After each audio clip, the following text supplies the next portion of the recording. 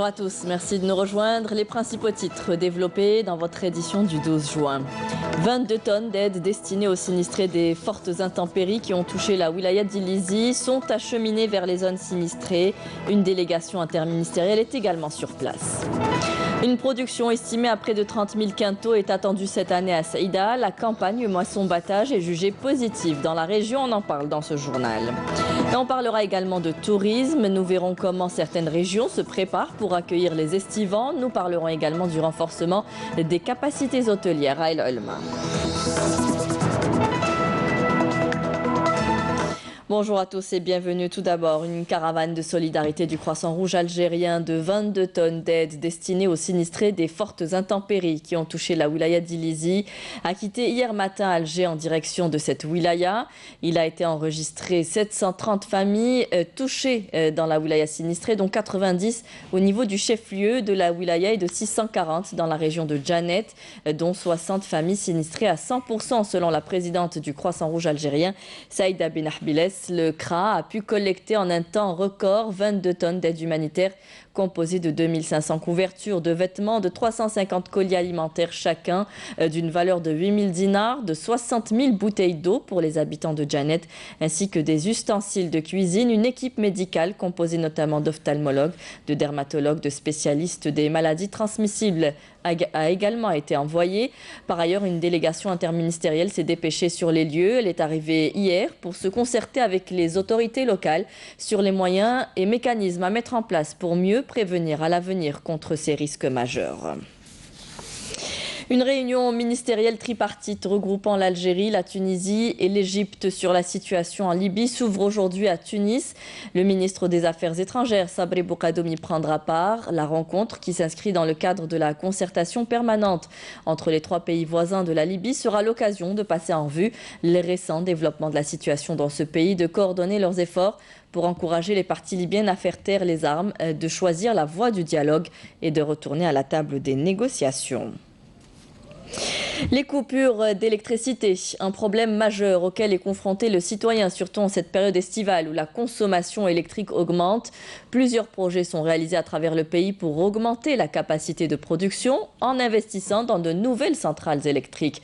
Un exemple ce matin dans la wilaya de Blida, plus exactement dans la commune de Bouarfa. Camélia Melal.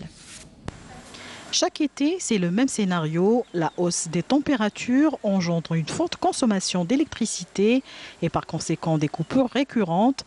Afin d'éviter d'éventuelles pannes d'électricité et des désagréments pour les citoyens, la Sonalgaz de Blida a entrepris une batterie de mesures dans l'ensemble des communes de la wilaya, avec notamment la construction de nouveaux centres de transformation et de transformateurs de haute tension pour augmenter la capacité du réseau électrique. Une enveloppe financière de 175 millions de dinars a été allouée dans le cadre du renforcement du réseau électrique, et ce avec l'installation de 11 transformateurs électriques. À l'instar des autres régions, nous avons commencé dans la région de Bouarfa à installer de nouveaux câbles électriques. Le projet, dont les travaux sont à 50%, permettra l'alimentation de 50 familles en énergie électrique. À l'instar des autres régions de la wilaya de Blida, la commune de Djbabra est désormais reliée au réseau de gaz naturel, une action très attendue par les habitants puisqu'il améliorera certainement leur quotidien. Nous avons installé un réseau de 34 km où nous avons alimenté 1000 foyers dans la commune de Djbabra et l'opération se poursuivra pour alimenter 60 autres foyers.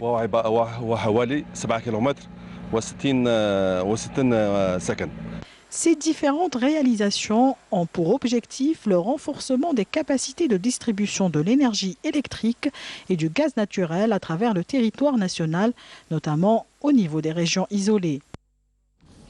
Rapprocher le citoyen de l'administration à travers des mécanismes modernes, c'est ce que tentent de faire les autorités à travers cette application lancée par le ministère de l'Intérieur, Istisharatuka, en d'autres termes, donner son avis sur plusieurs questions.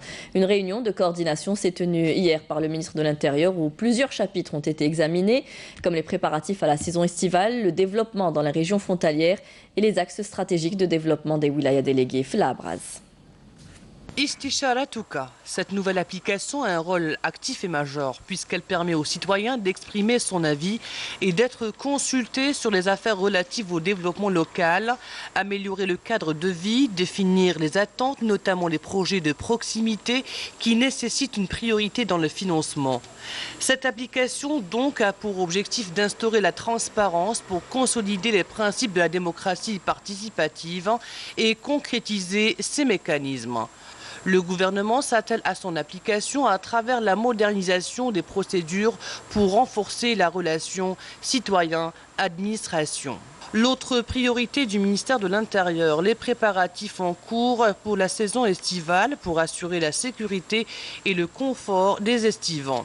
Aussi, la diversification du programme culturel et des loisirs, notamment dans les régions des hauts plateaux et du sud. Tout ce programme sera suivi par une cellule centrale informative mise en place qui va assurer un suivi immédiat et faire face aux cas de soucis ou de lacunes. Des sessions de colonies de vacances ont été programmées durant cette saison estivale au profit des enfants du sud du pays, les enfants des gardes communaux, les retraités de l'armée ainsi que les enfants des réfugiés sahraouis. Un numéro vert sera mis en place afin d'alerter les services au cas de noyade, d'incendie ou d'autres soucis. Le développement au niveau des régions frontalières est un chapitre important dans le programme du gouvernement. Ainsi, lors de la réunion, les projets qui seront financés ont été définis en tenant compte des spécificités économiques, sociales et culturelles de chaque région, ainsi que de ses atouts, mettant en exergue la nécessité de la planification selon les objectifs assignés en associant tous les acteurs et en se basant sur les études réalisées par l'Agence nationale à l'aménagement et à l'attractivité des territoires. Dans le souci de généraliser le développement local avec équité à travers le territoire national, le programme de financement des nouvelles wilayas déléguées du Sud a été exposé suite à une dizaine d'études réalisées, dont l'objectif d'améliorer et de définir les axes stratégiques de développement de chaque wilaya déléguée afin de la promouvoir en wilaya.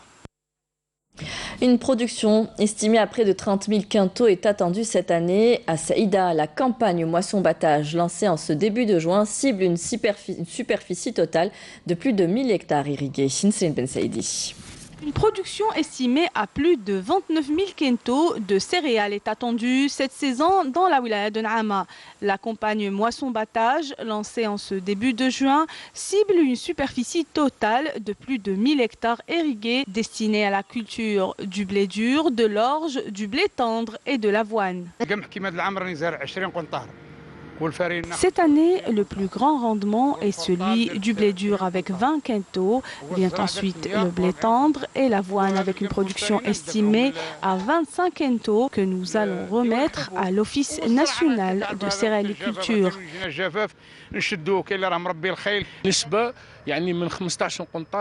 Nous comptons une superficie estimée entre 15 et 28 000 quintaux l'hectare en ce qui concerne les superficies irriguées. Concernant les superficies de terre non fertiles labourées, elle est estimée entre 10 à 15 quintaux l'hectare. La région a enregistré cette année une superficie de plus de 4 000 hectares que la coopérative de céréales et de légumes secs de la wilaya de Saïda a soutenue en mettant à la disposition des agriculteurs 6 moissonneuses-batteuses qui restent cependant insuffisantes par rapport au nombre d'agriculteurs. 6 moissonneuses-batteuses, cela est vraiment insuffisant. Il faut savoir que la région compte plus de 4 000 agriculteurs. Chacun attend son tour. C'est vraiment difficile de travailler dans ces conditions. Nous avons convenu à ce qu'il y ait 10 moissonneuses-batteuses sur le terrain pour aider les agriculteurs. 6 sont déjà opérationnels, les 4 autres entreront en service à la fin de la semaine. Pour assurer le bon déroulement de la campagne de moisson-battage, la wilaya de N'Ama devra disposer ce mois-ci de camions de transport pour la collecte de la production. Il s'agissait donc de la campagne moisson-battage dans la wilaya de Naama et non pas Saïda. La laine de mouton, une ressource renouvelable, la richesse de toute une région, Djelfa en l'occurrence, mais pas assez exploitée. De grandes pertes sont occasionnées par manque d'industrie de transformation. Malgré cela, cette ressource dont la production est en constante augmentation provoque une chute des prix au kilo. De quoi pousser les éleveurs à prendre de l'avance cette année pour tondre leurs bêtes et vendre ainsi leur laine au meilleur prix. Le reportage de Rami Amer commenté par Karim Haïfa. L'opération de tonte des moutons qui débute 2 semaines à l'avance cette année, les éleveurs de la wilaya de Djelfa se disent obligés de le faire en ce début du mois de juin, non seulement pour gagner du temps, mais surtout pour vendre leur laine aux transformateurs à un bon prix. Car d'ici la fin du mois, les prix de la laine chuteront indéniablement de par l'abondance de la production cette année. Nous avons de plus en plus de clients. En plus, il y a de nouvelles usines de textiles. C'est très bénéfique pour nous. Auparavant, personne ne voulait de cette laine. On avait d'autres choix que de la jeter. En dépit d'une production annuelle de laine pour le moins abondante, les investisseurs privés continuent de bouder cette ressource renouvelable au rendement en constante augmentation aux grandes dames des éleveurs de la région. Si cette usine ouvre aujourd'hui, elle n'aura probablement pas les moyens de traiter la laine de tonte de la prochaine saison. Car déjà pour la laine de cette saison, elle aura du mal à la traiter en totalité. D'ailleurs, moi je me retrouve avec un surplus de production que je n'arrive pas à écouler. La saison dernière, on est arrivé à plus de 87 000 quintaux de laine dans toute la wilaya de Djelfa. Donc un grand volume en termes de production de laine. Une wilaya où une nouvelle zone d'activité vient d'ouvrir ses portes, dont une partie est réservée à l'industrie agroalimentaire ou en rapport avec tout type d'élevage. Donc on invite les opérateurs économiques qui le veulent à investir dans la région. Ils trouveront ici toutes les facilitations pour leur installation. Selon les données fournies par la DSA de Djelfa, la production de laine enregistre une courbe ascendante depuis 2011, d'où l'intérêt conféré à ce créneau porteur à plus d'un titre. Les services agricoles qui souhaitent également labelliser cette laine au nom de la région en tant que produit de soutien à l'économie locale, susceptible de contribuer à l'arrêt de l'importation des matières contenant de la laine, un souhait pas impossible à réaliser selon les experts du domaine qui estiment qu'il nécessite juste une bonne dose d'audace. L'Armée nationale populaire organise dès demain à partir de 9h une journée portes ouvertes sur les sports militaires au niveau du centre de regroupement et de préparation des équipes sportives militaires à Ben Aknoun, informe un communiqué du ministère de la Défense nationale. Le public pourra découvrir l'histoire du sport militaire, rencontrer les athlètes qui ont honoré l'Algérie dans les compétitions et de suivre différentes exhibitions sur les disciplines sportives. Dans le cadre de la lutte contre la contrebande et la criminalité organisée, des gardes-frontières en coordination avec des éléments de la gendarmerie nationale ont arrêté hier à Tlemcen 3 narcotrafiquants en possession de 200 kg de kif traité, tandis que des gardes-côtes ont saisi à Razawet et Benissaf une autre quantité de la même substance s'élevant à un peu plus de 100 kg.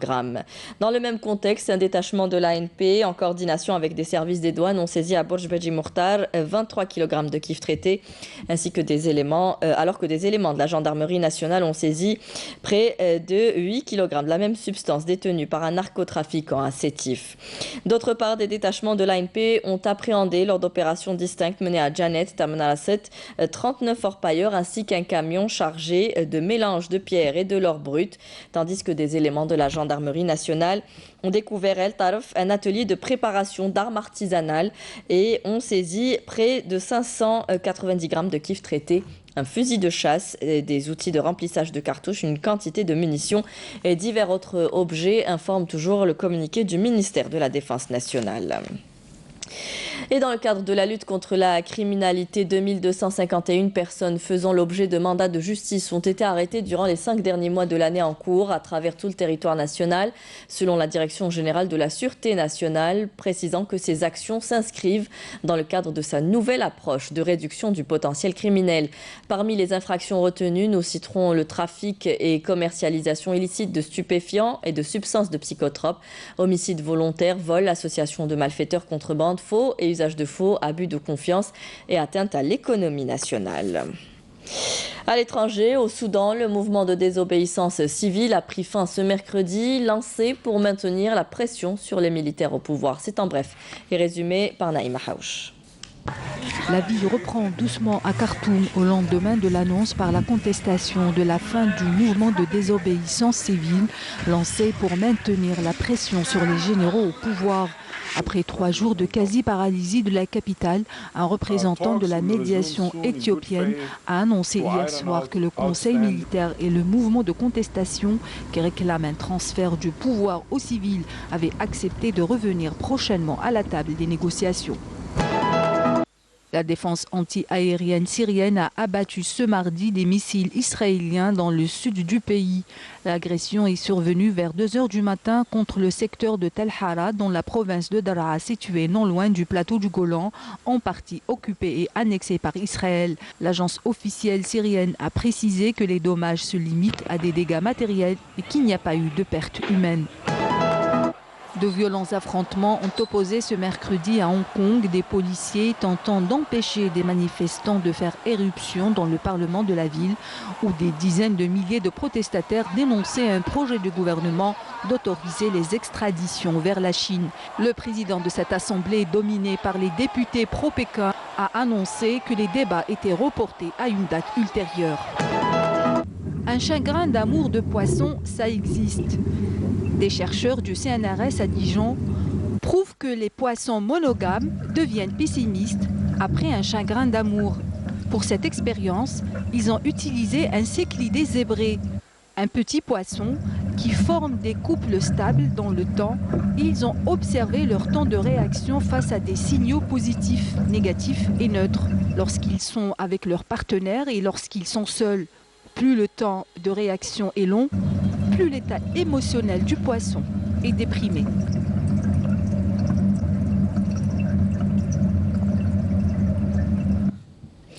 Et retour en Algérie. El Olma renforce ses capacités hôtelières. En quelques années, de nombreux hôtels ont été réalisés. La ville compte arriver à une quarantaine de structures d'ici 2022. Elle accueille beaucoup de touristes d'affaires, des locaux, mais aussi des étrangers. Le reportage de Naïm Al-Wali. De plus en plus d'hommes d'affaires investissent dans l'hôtellerie, un créneau en plein boom dans la ville ultra-commerciale d'El Olma près de Sétif. En seulement 10 ans, la ville qui comptait un vieil hôtel a multiplié ses structures par 10, du haut de gamme à moyenne gamme particulièrement fréquentées. Donc, on est venu hier soir à cet hôtel. Donc c'est très moderne, il est très bien équipé. Je visite l'Algérie presque, c'est la 4e fois ou la 6e fois. J'ai découvert plusieurs places qui sont attirantes, touristiques, c'est un pays touristique. Tunis الكل presque يحبوا الجزائر parce que الجزائر c'est le 2e pays pour la Tunisie. Des hôtels, il y en aura encore et toujours dans cette ville de l'Est qui a déjà lancé plein de chantiers hôteliers tant la demande touristique et commerciale explose selon les spécialistes. Le manque des hôtels ici au niveau de notre région, c'est pour ça qu'on a pensé d'ouvrir cet hôtel. Et on a commencé il y a presque 2 ans de travail ici. Ça marche très bien. On a accueilli beaucoup de clients, des étrangers, ici, surtout le tourisme national, ici, l'intérieur. C'est des clients nationaux et internationaux. C'est des grands les hommes d'affaires au niveau de l'Allemagne. C'est un hôtel exceptionnel. En plus de ça, on a plusieurs des services luxe comme sauna, comme salle de jeux, salle de sport. D'ici 2022, et selon toujours les spécialistes, la ville atteindra plus d'une quarantaine d'hôtels, toutes gammes confondues, un placement en parfaite connexion avec une économie réelle en plein épanouissement. Cascade d'eau, criques et plages paradisiaques. Ain Tagoureit, ex-Bérar, se prépare à accueillir ses estivants. Nettoyage des plages et aménagement de la ville sont en cours. Situé dans la wilaya de Tipaza, Ain Tagoureit peut accueillir jusqu'à 950 lits. Le reportage de Marie Moussaïd.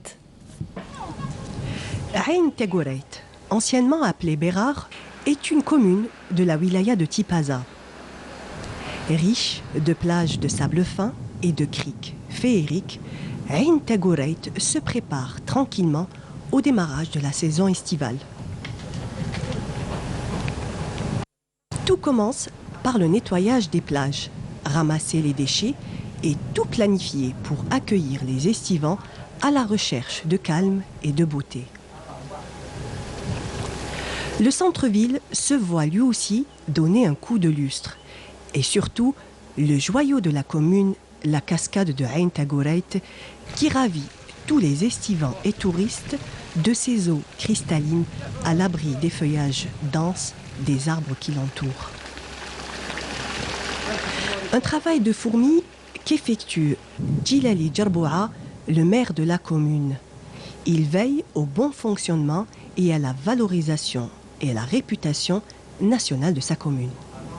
Les dernières années, elle a connu quelques progressements, quelques aménagements اللي تدخل في اطار التوريزم. الحمد لله يعني عرفت تطور ايجابي وسريع رابيدمون تل كو لي زاميناجمون اللي خدمناهم او نيفو دو لا كاسكاد اللي شفتوها لي زاميناجمون داخل لا فيل لي تروطوار لي زاكسي سكوندير وكامل surtout le boulevard Fond-de-Mer. Le boulevard Fond-de-Mer, c'est bon. C'est la vitrine de la ville. C'est la vitrine, bien sûr. Bon, à Intégorette, on a des équipements d'auberge. On a un auberge de jeunes, اللي يقدر يفتح حتى 100 لي. عندنا l'hôtel هذا اللي رانا فيه درك هنايا. C'est un hôtel extra شباب luxe. Il appartient à un privé. عندنا ثاني des locataires. عندهم des appartements à louer. نقدروا نقولوا كاع même le nombre de lits il y a au niveau de Intégorette نقدروا on peut recevoir حتى بالك 900 à 950 lits. Destination prisée par les Algérois pendant des décennies, elle est aujourd'hui un pôle attractif et touristique qui attire tous les Algériens de toutes les wilayas.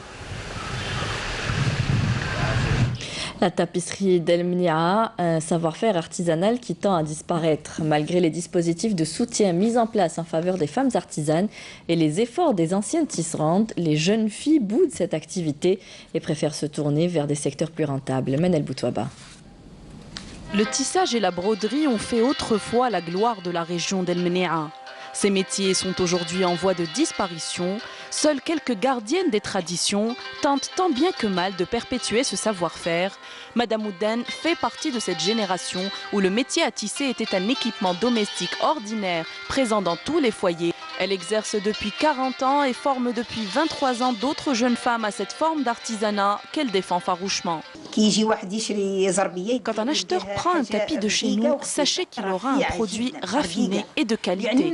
Ici, on propose une large gamme de produits qui vont du grand tapis à l'étui à lunettes. Je forme des jeunes filles à ces métiers depuis 1996.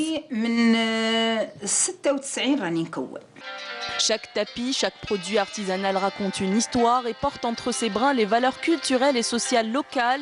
Issus de la créativité et du génie féminin, ils sont également un moyen de subsistance. C'est grâce à cela que Khaira arrive à faire vivre sa famille depuis qu'elle a hérité de ce savoir-faire de sa mère. J'ai commencé à tisser à l'âge de 10 ans. Je regardais ma mère travailler et j'ai pu apprendre le métier grâce à ça. Ensuite, j'ai décidé de me lancer et je fais tout actuellement. Les burnous, les abeillettes pour les hommes, les tapis. Malgré les efforts déployés par les femmes du Sud pour sa pérennisation, le tissage peine à se maintenir, faute de motivation chez les jeunes filles qui font face à une multitude d'obstacles. Elles ont du mal à vendre leurs créations et préfèrent s'orienter vers d'autres secteurs plus porteurs pour elles.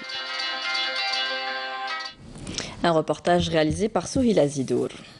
On terminera avec du football. La sélection algérienne de football et son homologue burundaise ont fait match nul, un but partout hier soir à Doha, un match amical de préparation en vue de la Coupe d'Afrique des Nations 2019. Les buts de la rencontre ont été inscrits par Bounjah à la 68e minute pour l'Algérie et Fiston à la 73e minute pour le Burundi.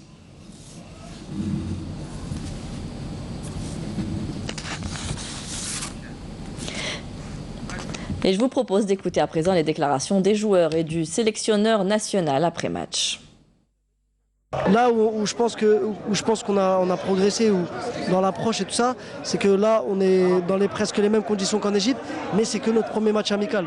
Donc on a le temps de monter en puissance. C'est un match que voilà, je pense que dans l'ensemble était correct.